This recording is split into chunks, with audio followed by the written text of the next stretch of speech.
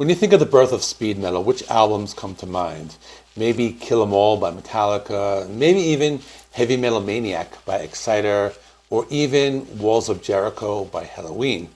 These albums are pillars in the early speed metal movement, but today I want to ask a different question. What about Running Wild, more specifically their debut album, Gates of Purgatory from 1984? Could this record actually be considered one of the first true speed metal albums? Let's dive into the history, the sound, and the legacy of this overlooked German classic.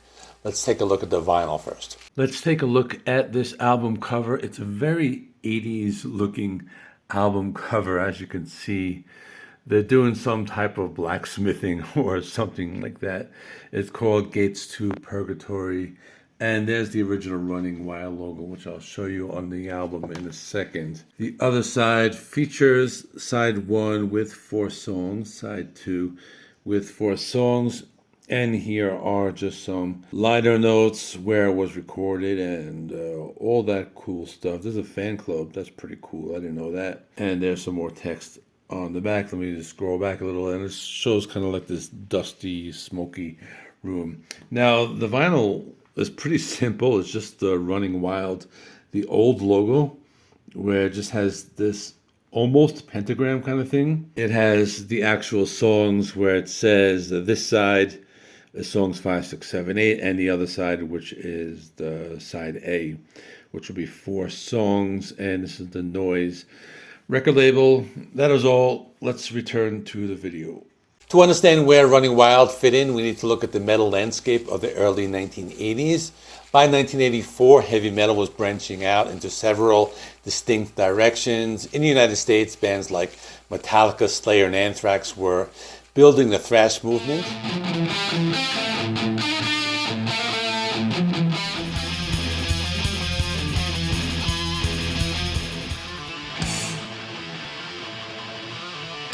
In Canada, Exciter had already released Heavy Metal Maniac, a record that pushed the boundaries of speed and aggression. Over in the UK, Venom was taking raw, chaotic riffs and mixing them with satanic imagery to form the foundations of black metal. There was another country that played a major role in heavy metal history. That country was Germany. Accept had already laid the groundwork for what would become both speed and power metal. Gravedigger, Helloween, and eventually Blind Guardian would take things further.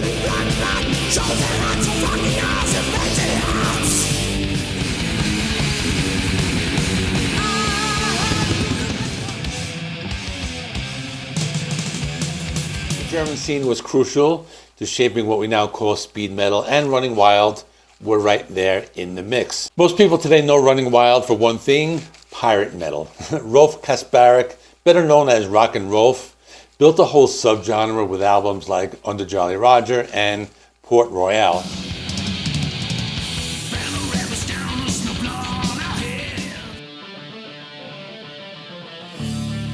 Back in 1984, Running Wild looked very different. Instead of pirates, they wore leather and spikes with imagery straight out of Venom or Judas Priest. Lyrics were not about treasures, cannons, or high seas adventures. They were about Satan, hell, damnation. It's important to remember this side of Running Wild because Gates to Purgatory captures the band before their drastic thematic shift. At this point, they were carving their place in the fast, aggressive underground scene. Let's talk about the music. If you listen to Gates of Purgatory, guitars are fast, raw, and razor sharp. Tracks like Victim of State's Power and Soldier of Hell feature relentless riffing, galloping rhythms, and breakneck tempos that rival what Exciter and Metallica were doing around the same time. Drumming is pounding and straightforward, propelling the songs with a constant drive. Rock and Roll's vocals are gritty and forceful, more in line with early Teutonic metal than polished power metal singing. Yes, the production is raw. It doesn't have the glossy sound of Helloween's Walls of Jericho or the punchy clarity of Kill 'Em All, but that rawness actually works in its favor. It captures the intensity of the band and the urgency of the early German scene. You can hear that this was a young band hungry to prove themselves. Musically, this is an example of proto-speed metal, fast, aggressive, but still rooted in traditional heavy metal. So let's talk about a few standout tracks. One standout is called Victim of State's Power. The album opener, right away you're hit with a driving riff and an urgent pace. It's speed metal energy before the genre was officially recognized. Then there is Soldiers of Hell. It's another fast-paced track with pounding drums and a chorus that feels like a call to arms. The song embodies the aggressive spirit of the album. And one of my personal favorites is Genghis Khan. It's one of the fastest, most aggressive tracks in the album. It has relentless riffing, a powerful drive. It shows how close Running Wild were to the pure essence of speed metal in 1984. The balance between breakneck speed and heavy headbanger riffs make this record stand out. Let's talk about the lyrical side. As I mentioned earlier, this was before Running Wild's pirate era, so the themes of Gates to Purgatory are heavily influenced by satanic and occult imagery. Songs like Black Demon make it clear it was a band embracing the darker shock value themes of the early 80s metal underground. This aligned them with bands like Venom and Merciful Fate, who are using occult and satanic imagery to push boundaries and provoke reaction.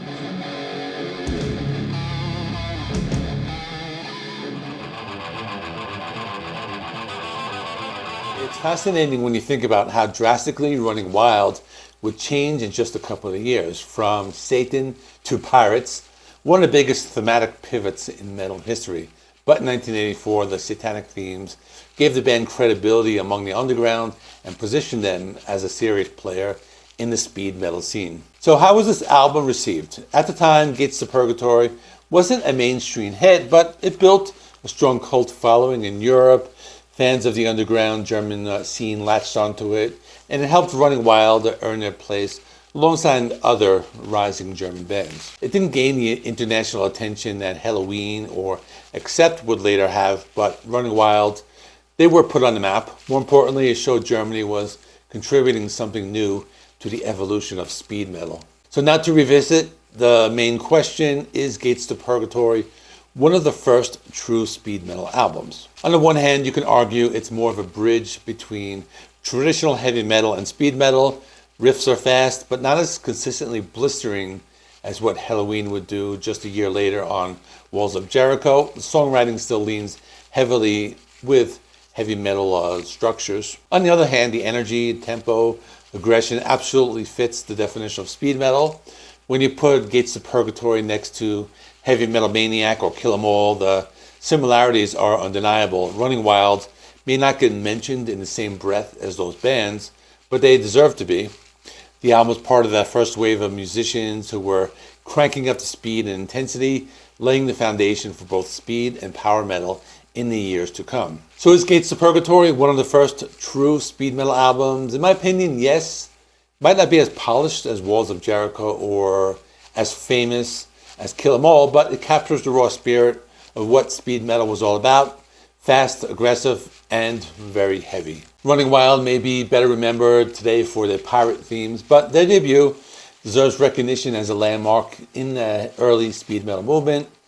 Without albums like Gates of Purgatory, the German metal scene might not have developed the way it has. Bands like Halloween and Blind Guardian may not have the same foundation to build on. So next time you're making a list of early speed metal albums, don't forget this one: Running Wild's Gates to Purgatory. More than just a debut, a crucial chapter in the history of the genre. But what do you think? Is this album truly speed metal, or do you hear it more as raw heavy metal with faster edge? Let me know in the comments. If you enjoyed this deep dive, don't forget to like, share, subscribe, hit the bell. And I do stuff related to physical media on this channel, and I will see you in the next one.